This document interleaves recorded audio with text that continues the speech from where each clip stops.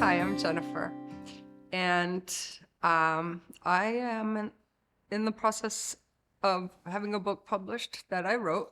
We're in the second edit process, and so it's funny that I have all that. I have hundreds and hundreds of pages written, and I come here to tell a story, and I feel like I don't know what I want to talk about, which is this enormous story of my life, a period of my life where I left New York City to visit my parents for a summer, and I ended up staying there for 7 years and ended up caring for my parents at the end of life.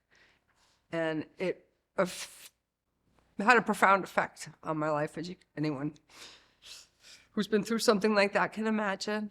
I lost a lot, and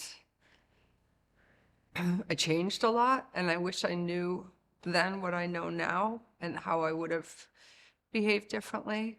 And but just there's one thing I've been thinking about while I'm here today, is that of motherhood, which I had not thought of at all as a story that I wanted to talk about, but it came up immediately. And I am not a mother. I was not able to have children, and I don't know, maybe I've denied what a huge impact it's had on my life, because I'm an incredible caretaker. I love to make sure people are happy and taken care of. And what I learned during the time that I was talking about was that I didn't care for myself. I didn't take care of myself, which led me to a very dark place.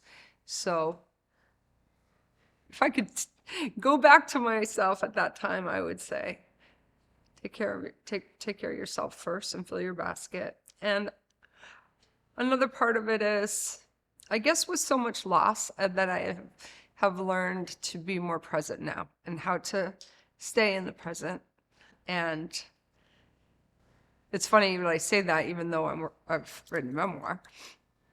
And I guess the most important thing is letting people know how you feel, and tell them you love them.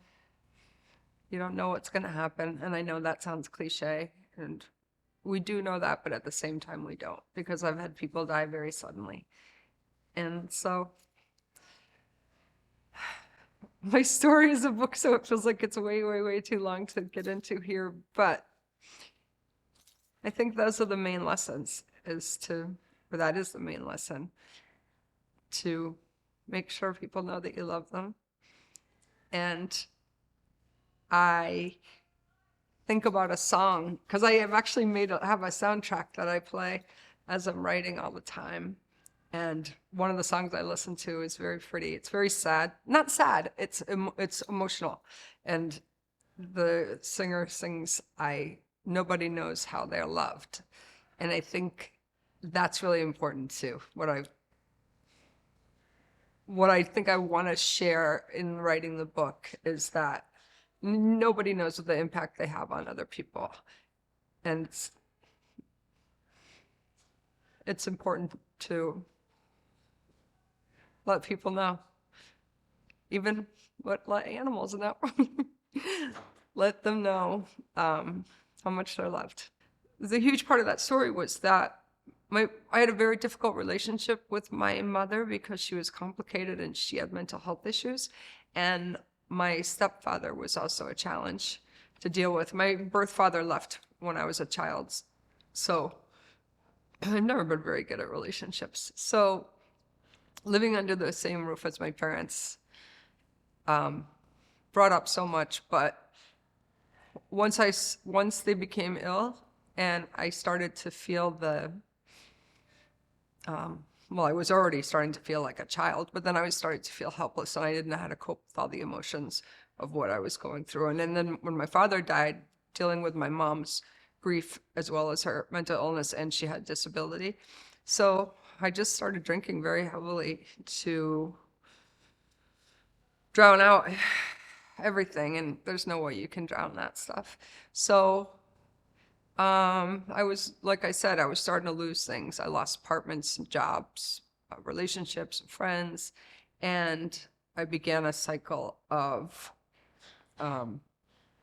going into treatment programs, going into mental health units, and emergency rooms and detoxes and places I never in a million years dreamed that I would end up. And I can tell you the moment I crossed the line too, from being a so-called normal person or drinker to alcoholic. And so, yeah, so that, and now I'm currently living in a halfway house. Unfortunately, my sister got me the treatment that I needed, and so far it's stuck really well for going on 2 years. And I'm in a sober house now, and be honest, I don't enjoy going to AA or 12-step groups very much, but I go.